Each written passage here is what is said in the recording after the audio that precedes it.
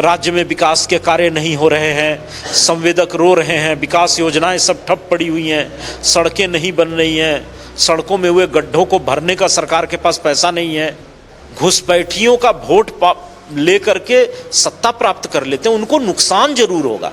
हेमंत सोरेन सरकार को पहले हेमंत सोरेन जी के नेतृत्व में किए गए यूरोप दौरे का हिसाब किताब देना चाहिए। सारा सरकार का पैसा या तो मैया सम्मान योजना देने में खर्च हो रहा है, सबसे ज्यादा लोग एसआईआर के कारण वंचित रह गए मतदाता सूची में शामिल होने में। रांची में मैपिंग कम हुई है और पाकुड़ और साहिबगंज में ज्यादा मैपिंग हो गई है। राज्य की जनता को हेमंत सोरेन जी पहले ये जवाब दें, उसके बाद फिर नए से इन्वेस्टर्स मीट और स्टेक होल्डर मीट करेंगे तो हमको लगता है अच्छा है। झारखंड में इन दिनों एसआईआर की प्रक्रिया चल रही है और बीएलए जो है वो भी अलग अलग राजनीतिक दल के तरफ से नियुक्त कर लिए गए हैं। कैसे ये प्रक्रिया और सुलभ हो, आम जनमानस को ये समझ में आ जाए, चुनाव आयोग से लेकर के और राजनीतिक दल भी प्रयासरत हैं। ऐसे प्रक्रिया तो चल ही रही है, लेकिन जो आरोप लग रहे हैं सर विपक्षी पार्टी की भूमिका में है झारखंड में, लेकिन ये एसआईआर की प्रक्रिया को साजिश बताया जा रहा था, सभी राजनीतिक दल इसमें लगे भी हैं। क्या कहेंगे इस प्रक्रिया को लेकर?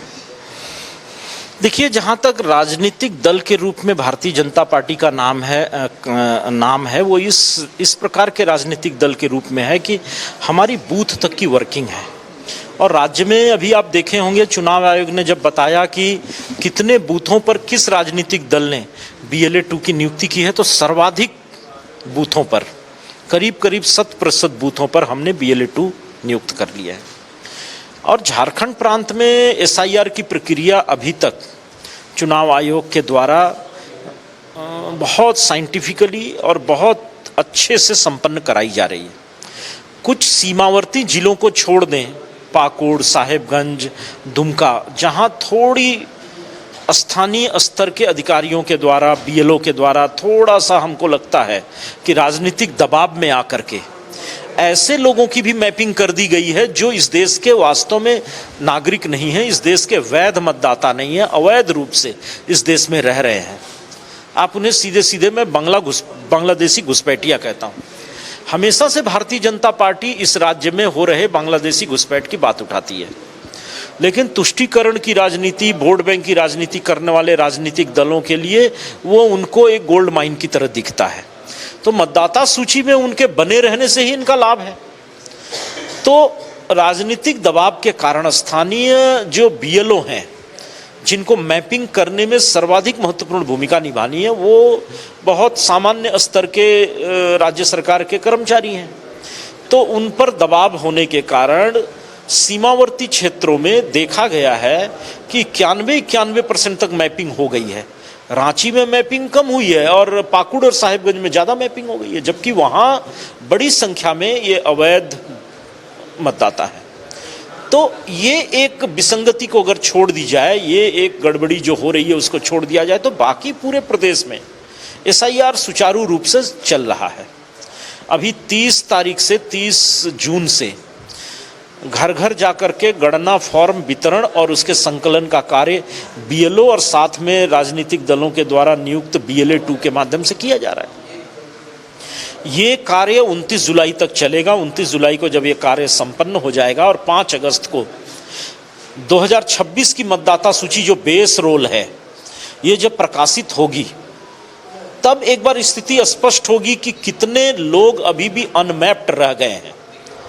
और वो जो अनमैप्ड लोग हैं, वो अगर वास्तव में भारत में वैध मतदाता होने की अहर्ता रखते हैं, तो फिर आगे की प्रक्रिया से उनका नाम मतदाता सूची में चढ़ाया जाएगा। हाँ, साथ ही साथ उस प्रारूप के प्रकाशित होने पर हम भारतीय जनता पार्टी के कार्यकर्ता भी कड़ी नजर रखे हुए हैं। उसमें वैसे लोग जो भारत के वैध नागरिक नहीं हैं, जिनको भारत में मतदान का अधिकार नहीं है, घुसपैठिए के रूप में आकर के बस गए हैं, वैसे लोगों का नाम उस मतदाता सूची से बाहर निकाला जाए, इसके लिए हम लोग भी चुनाव आयोग के सामने आवेदन देंगे, चिन्हित करेंगे लोगों को। तो एसआईआर की प्रक्रिया अभी तक बड़े सुचारू रूप से चुनाव आयोग के देखरेख में झारखंड में चल रही है। अच्छा, ये आरोप लगते रहे हैं क्योंकि आप बंगाल में भी मुख्य जिम्मेवारी में थे, भारतीय जनता पार्टी की जीत भी हुई, बिहार में जीत हुई, तो इसका एक मुख्य श्रेय जो है वो एसआईआर की प्रक्रिया को भी जाता है कि आप लोगों ने साजिशन एसआईआर कराया वैसे वोटर्स को हटाने का। ये तथ्य कितना गलत है इसको एक उदाहरण से मैं बताता हूं। पश्चिम बंगाल में जिन 10 विधानसभाओं में सबसे ज्यादा लोग एसआईआर के कारण वंचित रह गए मतदाता सूची में शामिल होने में, या और सरल भाषा में कह लीजिए ऐसी 10 विधानसभाएं जहां सबसे ज्यादा नाम एसआईआर के कारण काटे गए, उसमें से 8 विधानसभा तृणमूल कांग्रेस ने जीती। तो ये दावा कितना खोखला और निराधार है इसका आप अंदाजा लगाइए।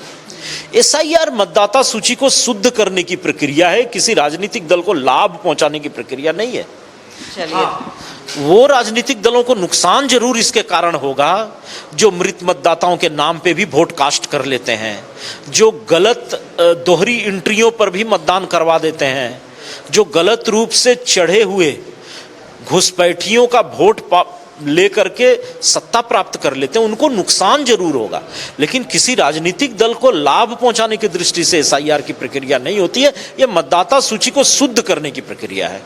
ये बात सिर्फ बीजेपी ही नहीं, चुनाव आयोग भी ये बातें बार बार दोहराती है कि मतदाता सूची को शुद्ध करने की प्रक्रिया ये एसआईआर है, और अब झारखंड में भी हो रहा है। परिसीमन को लेकर के चर्चा बहुत तेजी से है। ऐसे में एक बार फिर से कुछ राजनीतिक दल के लोगों की बात करें तो वो ये कह रहे हैं कि एससी एसटी की जो सीटें हैं वो घट जाएंगी और परिसीमन भी एक साजिश ही है केंद्र के द्वारा। देखिए, परिसीमन एक न्याय व्यवस्था है।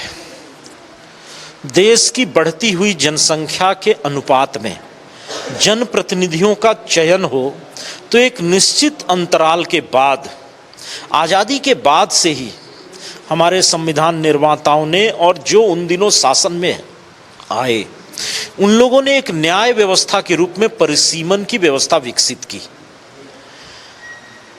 हर निश्चित अवधि के बाद जो पॉपुलेशन का आकार बड़ा हो जाता है, जनसंख्या में वृद्धि हो जाती है, उस वृद्धि के कारण बढ़ी हुई जनता के साथ उसका जनप्रतिनिधि न्याय कर सके, इस दृष्टि से छोटे छोटे इकाइयों का गठन होता है परिसीमन करते हुए।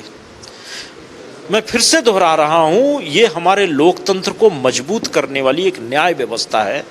इस व्यवस्था पे प्रश्न खड़ा करना एक गंदी राजनीति के अलावा कुछ नहीं है। परिसीमन को लेकर के भी इन्होंने क्लियर किया कि ये एक संवैधानिक प्रक्रिया है और प्रक्रिया के तहत ही परिसीमन हो रहा है। कुछ लोग ये भी कह रहे हैं सर कि हम परिसीमन का विरोध नहीं कर रहे हैं, ये जो प्रक्रिया है, जैसे जो एससी और एसटी को ध्यान में नहीं रखा जाएगा, उनकी सीटें घटेंगी चूंकि उनकी जनसंख्या घटी है। चलिए, परिसीमन पर चर्चा आगे भी होंगी। स्टेक होल्डर्स मीट का आयोजन एक बार फिर से 8 एवं 9 जुलाई को दिल्ली में किया जा रहा है। सर, वर्तमान परिस्थिति में झारखंड में क्या लगता है कितने इन्वेस्टर्स आ पाएंगे? देखिए, इन्वेस्टर्स को लाने की दृष्टि से इस प्रकार के मीट का आयोजन करने की जगह हेमंत सोरेन सरकार को पहले हेमंत सोरेन जी के नेतृत्व में किए गए यूरोप दौरे का हिसाब किताब देना चाहिए। भारी भरकम खर्च के साथ, भारी भरकम अपने चहेते ब्यूरोक्रेट्स ऑफिसर्स को लेकर के यूरोप के पर्यटन जो हुआ था, हाँ, उसका अभी तक क्या परिणाम आए, कितने निवेशक वहां से आए, कितना इन्वेस्टमेंट हुआ, उसकी प्रगति क्या है, कितने उद्योग धंधे स्थापित हुए, राज्य की जनता को हेमंत सोरेन जी पहले ये जवाब दें, उसके बाद फिर नए से इन्वेस्टर्स मीट और स्टेक होल्डर मीट करेंगे तो हमको लगता है अच्छा है। बाकी ठीक है, सरकार का पैसा खर्च करना है, राज्य में विकास के कार्य नहीं हो रहे हैं, संवेदक रो रहे हैं, विकास योजनाएं सब ठप पड़ी हुई हैं, सड़कें नहीं बन रही हैं, सड़कों में हुए गड्ढों को भरने का सरकार के पास पैसा नहीं है। सारा सरकार का पैसा या तो मैया सम्मान योजना देने में खर्च हो रहा है और बाकी जो पैसा बच रहा है इस प्रकार के आयोजन और विदेश यात्राओं में खर्च हो रहा है। विकास पूरी तरीके से झारखंड में ठप पड़ गया है और आने वाले दिनों में एक नरकीय स्थिति उत्पन्न हो जाएगी इसके कारण। झारखंड में नारकीय स्थिति उत्पन्न हो जाएगी। वर्तमान में जो सत्ता पक्ष है, विपक्ष आप लोग हावी दिख भी रहे हैं, लेकिन आने वाले दिनों में किस तरीके से ग्राउंड को तैयार कर रहे हैं ताकि यहाँ पर जो है बीजेपी सत्ता में आ पाए?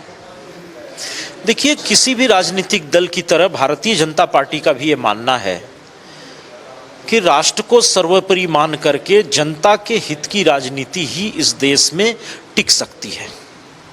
जिस प्रकार से पिछले 7 वर्षों में हेमंत सोरेन जी की सरकार ने जनता के हित की अनदेखी की है, तो जनता में आक्रोश बढ़ रहा है।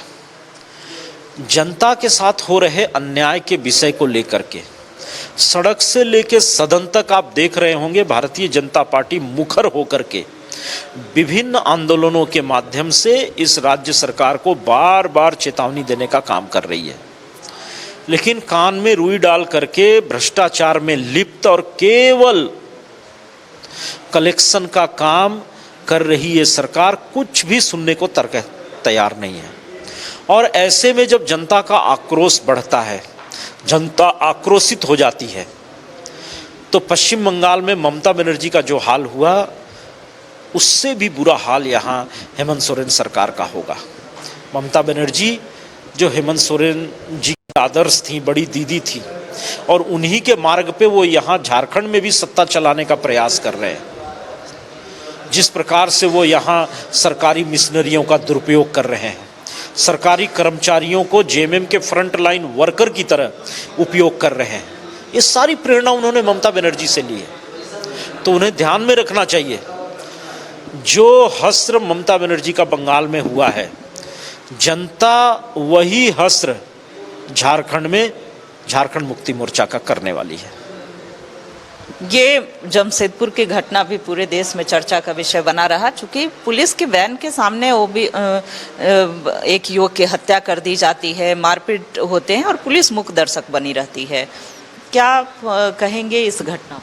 पूरी तरीके से फिल्मी स्टाइल में जिस प्रकार से पुलिस की उपस्थिति में जान बचाने के लिए वो व्यक्ति भागता हुआ पुलिस की वैन में घुस जाता है और वहां से निकाल करके पुलिस के सामने उसकी हत्या कर दी जाती है, ये अभी तक हम लोगों ने फिल्मों में ही देखा था। हकीकत में कभी इस प्रकार का दृश्य आज तक किसी ने विजुअल कभी देखा नहीं था। ऐसा एक लोमहर्षक घटना है, रोंगटे खड़े कर देने वाली घटना है। और जिस प्रकार से एक होनहार नवयुवक की हत्या सरेआम हो जाती है, ये दर्शाता है कि इस राज्य में अपराधी बेलगाम है, सत्ता का कोई भय नहीं है। हेमंत सोरेन सरकार इस विषय को और गंभीरता से ले सकती थी। उसके सामने एक अवसर था कि वो जनता का विश्वास कड़ी कार्रवाई करके प्राप्त कर सके, लेकिन उसने ऐसा नहीं किया। खाना पूर्ति के लिए 2 एसपी का तबादला कर दिया, बस इसको उन्होंने अपनी इति समझ ली। तो गंभीरता से इस विषय को लेना चाहिए। ये rare of the rarest case में से एक है, rarest of the rarest case में से एक है। ये जल्दी इस प्रकार की घटना देखने को नहीं मिलती, और ये पूरे राज्य के कानून व्यवस्था पे प्रश्न चिन्ह खड़ा करने वाली, पूरे राज्य की छवि को देश भर में धूमिल करने वाली। मैं उन दिनों कई राज्यों के प्रवास पर था, मैं जहां भी गया देखा कि राष्ट्रीय चैनलों पे ये घटना का वीडियो विजुअल दिख रहा है। पूरे देश में झारखंड की छवि बनी कि वहां तो अपराधियों का राज है। ऐसे में कौन इन्वेस्टर झारखंड आएगा, कैसे उद्योग धंधे लगेंगे, कैसे यहाँ के लोगों को रोजगार मिलेगा? झारखंड का जुआ फिर से हेमंत सोरेन की सरकार में पलायन के लिए विवश और अभिशप्त ही रहेगा। चलिए, तो सर का धन्यवाद। देखिए, प्रमुख विपक्षी पार्टी सांसद हैं और वर्तमान में इसके उपाध्यक्ष भी हैं, और ऐसे में इनका कहना है कि झारखंड एक बार फिर से शर्मसार हुआ है। अगर देश के पटल पर झारखंड का जो नाम है हमेशा से सुर्खियों में रहा है, लेकिन अच्छे कार्यों के लिए नहीं रहता है। ऐसी कुछ घटनाएं हो जाती हैं जिसमें झारखंड को शर्मिंदा होना पड़ता है। और आने वाले दिनों में बीजेपी जो है आंदोलन का रुख और तेज करेगी, लॉ एंड ऑर्डर को लेकर के हो, या अवैध खनन को लेकर के हो, या फिर पलायन जैसी जो समस्या है। जैसा कि इन्होंने कहा कि पलायन अभिशाप रहा है झारखंड के लिए। लेकिन देखने वाली बात होगी कि क्या सत्ता आने वाले दिनों में, अगर 2029 में चुनाव होते हैं, तो क्या बदलता है या फिर यही महागठबंधन की सरकार रहती है, ये तो अभी लंबा समय है। फिलहाल कई मुद्दों पर हमारे साथ खास बातचीत करने के लिए सर का बहुत धन्यवाद। कैमरा पर्सन नवल के साथ रुचि शर्मा, न्यूज़ 11 भारत रांची।